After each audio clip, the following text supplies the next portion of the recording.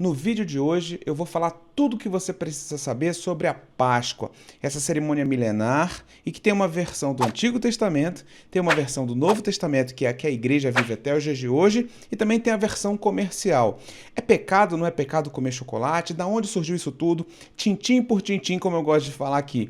Eu vou te explicar tudo isso. Então vem comigo e bora trocar uma ideia sobre esse assunto. Fala pessoal, tudo bem com vocês? Espero que sim. Se tá bem contigo, tá bem comigo, porque a gente aqui, ó, é um time, é uma família, é uma comunidade que está crescendo a cada dia e eu estou muito feliz com isso. Pastor Léo na área e no vídeo de hoje nós vamos falar sobre Páscoa. É na semana da Páscoa? Eu vou falar de Páscoa. A gente teve o período de carnaval, quarta-feira de cinzas. Eu não trouxe assunto falando disso, explicando a quaresma e tudo mais. Sempre que tiver uma data importante no nosso calendário, eu vou trazer aqui um estudo, uma reflexão, um bate-papo, sempre com uma pegada bacana, com uma linguagem legal, para você aprender e também, se puder se divertir um pouco, por que não, não é isso? Então, se você não é inscrito no canal, se inscreva agora. Vídeos semanais, conteúdos inteligentes e aquilo, lutando contra a religiosidade com toda a força que eu tenho e tentando, com muito esforço e conseguindo, levar o conceito de fé equilibrada. Já deixou seu like? Tá inscrito? Então vamos falar de Páscoa agora. A Páscoa é uma celebração milenar. Ela nasceu 3.500 anos antes de Cristo e com seu intuito veterotestamentário, ou seja, com seu intuito do Antigo Testamento, a ideia era celebrar a libertação do povo hebreu da escravidão egípcia. O termo Páscoa, Pesach, do hebraico passagem, refere-se predominantemente à passagem que o anjo do Senhor fez no Egito e que limou, literalmente tirou a vida de todos os primogênitos, seres humanos e animais que estavam ali. Porém, aquelas pessoas que tinham a marca de sangue nos umbrais da porta, que era feito com o sangue do cordeiro, o anjo passava e não tocava em ninguém ali. Então teve muita morte, mas as famílias dos hebreus que tinham a marca do sangue foram poupadas. Essa é a principal memória da importância da Páscoa para o judeu. Também da passagem no período do deserto e tudo mais. Porém, a Páscoa no Novo Testamento tem outro sentido. Mas antes da gente chegar da Páscoa no Novo Testamento, eu quero te dar uma dica muito importante. Você vai precisar ler Êxodo capítulo 12. E por que eu não vou ler aqui, pessoal? Porque é muito grande. É o capítulo quase que todo que você precisa ler. E aí a gente vai perder um pouco do propósito e do dinamismo do vídeo. O que eu posso fazer para te ajudar é colocar os textos principais na descrição desse vídeo. Se você quiser pausar agora, ler os versículos que eu vou deixar aqui já de base para você, depois você volta e continua assistindo. Ou leia depois, tá bom? Mas o mais legal, eu ainda acho que não tem jeito, é ler na própria Bíblia. Vale lembrar que toda a lei mosaica, ou seja, toda a lei do Antigo Testamento, seja ela na Torá, que são os primeiros 5 livros da Bíblia, o Pentateuco, ou em outros adventos que vão ocorrer no decorrer do Antigo Testamento, tudo aponta para Jesus. Tudo, de alguma maneira, a gente encontra a simbologia de Cristo naquela situação. E a Páscoa, com certeza, é o evento, é a celebração mais evidente de todas elas, porque ao matar um cordeiro puro, com toda uma descrição, um cordeiro inocente, para celebrar aquela libertação, nós vamos ver que Jesus é o Cordeiro de Deus. Então, o Antigo Testamento é fundamental. Eu conheço gente que fala assim, não, eu só leio o Novo, eu nem me importo com o Antigo. Tá errado, o Antigo Testamento é muito importante, o Novo Testamento com certeza, mas eles não estariam ali se não fosse da vontade de Deus. Então, quando você for estudar a Bíblia, não se esqueça de estudar o Antigo Testamento também. O próprio Jesus, antes de se tornar o grande Messias na sua missão, na sua trajetória, ainda adolescente, há registros bíblicos de que ele participou da Páscoa, inclusive lá em Lucas 2, do 41 ao 42, diz assim, ó, todos os anos iam seus pais a Jerusalém à festa da Páscoa. E tendo ele já 12 anos, o próprio Jesus, subiram a Jerusalém segundo o costume do dia da festa. Jesus vai desenvolver seu ministério, vai realizá-lo durante 3 anos, e ele vai ser condenado à morte, morte de cruz. E quando que Jesus é condenado à morte? Exatamente no período de Páscoa. Uma coincidência? De maneira alguma.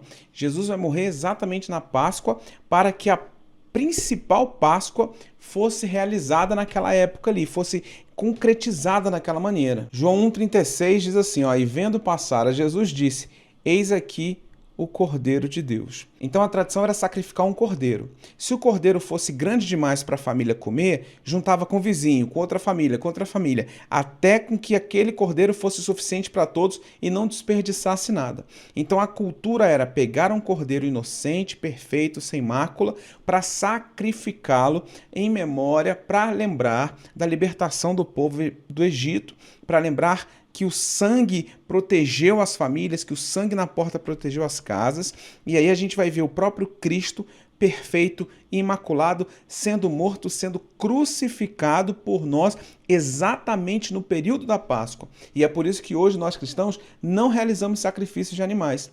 Como cristãos judaicos, nós somos judaico-cristãos. A nossa religião, a nossa confissão de fé veio do judaísmo. Havia sacrifício de animal naquela época. Hoje já não há necessidade mais, porque o Cordeiro de Deus já foi imolado. O próprio Cristo morreu e se consumou e se concretizou esse ciclo, essa fase de sacrifícios. Agora eu quero falar rapidamente da Páscoa católica, a Páscoa protestante e a Páscoa capitalista, tá?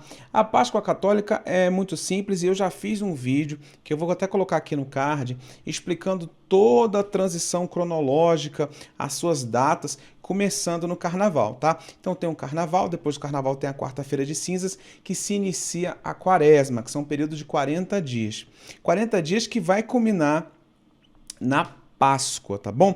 O protestante ele não participa da Quaresma, o que eu acho que nós protestantes deveríamos nos dedicar mais nesse período pascual. Tá aí uma lição que a gente pode aprender com nossos irmãos católicos, né? O crente normalmente não entra num clima que eu acho que nós deveríamos entrar nesse período. E aí, faltando uma semana para Páscoa, começa a Semana Santa para os católicos, que é um período de maior imersão na oração, na leitura bíblica, no jejum, na meditação, para quando chegar na sexta-feira, que chamamos Sexta-feira da Paixão, que seria a sexta-feira que Cristo morreu na cruz, né? Já está todo mundo mais numa imersão maior para poder memoriar esse momento tão extraordinário da história da humanidade. A Páscoa protestante. Bem, a nossa Páscoa protestante é basicamente mensal, né? Que é o período da nossa Santa Ceia. Normalmente, né, as igrejas realizam Santa Ceia uma vez por mês. E nela nós relembramos todo o sacrifício expiatório de Cristo, né? A sua morte redentora ali na cruz, simbolizado pelo pão, pelo cálice, e realizamos a Santa Ceia. Então, é o momento de nós lembrarmos dessa importância. A gente não deixa só para o período de Páscoa lembrar do sacrifício de Cristo. Os irmãos católicos também não, que eles fazem a Eucaristia, né? Então são momentos onde cada uma das expressões de fé cristã lembram, memoriam essa importante ação. Agora, observações interessantes que vão fazer a sua cabeça falar, cara, agora eu entendi por que essas coisas funcionam. Da onde surgiu o coelhinho da Páscoa? Da onde surgiu o ovo de Páscoa? Da onde surgiu o chocolate? Tudo isso tem um porquê, tudo isso faz um sentido, eu vou te explicar agora para você nunca mais esquecer. Os alemães adoravam uma deusa chamada Ostara, que era a deusa da fertilidade.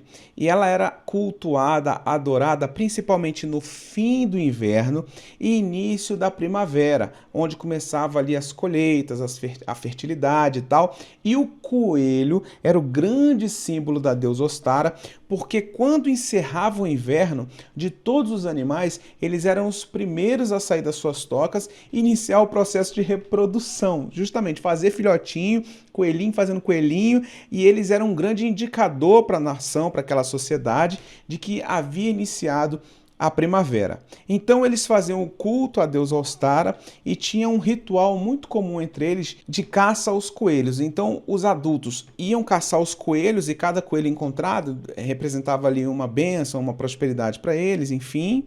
E as crianças iam também. Mas para as crianças não terem dificuldade de caçar e nem ter que matar o coelho, o que os adultos faziam? Pegavam ovos pintavam os ovos de diversas maneiras, diversas cores e escondiam no campo, na floresta. Enquanto os adultos caçavam os coelhos, as crianças procuravam os ovos pintados. Até hoje isso acontece. Muita gente nem sabe o porquê. Os meus pais faziam isso comigo. Compravam ovo de Páscoa e escondia na casa. E eu tinha que achar o ovo de Páscoa na minha casa. Essa é uma tradição que acontece desde essa época.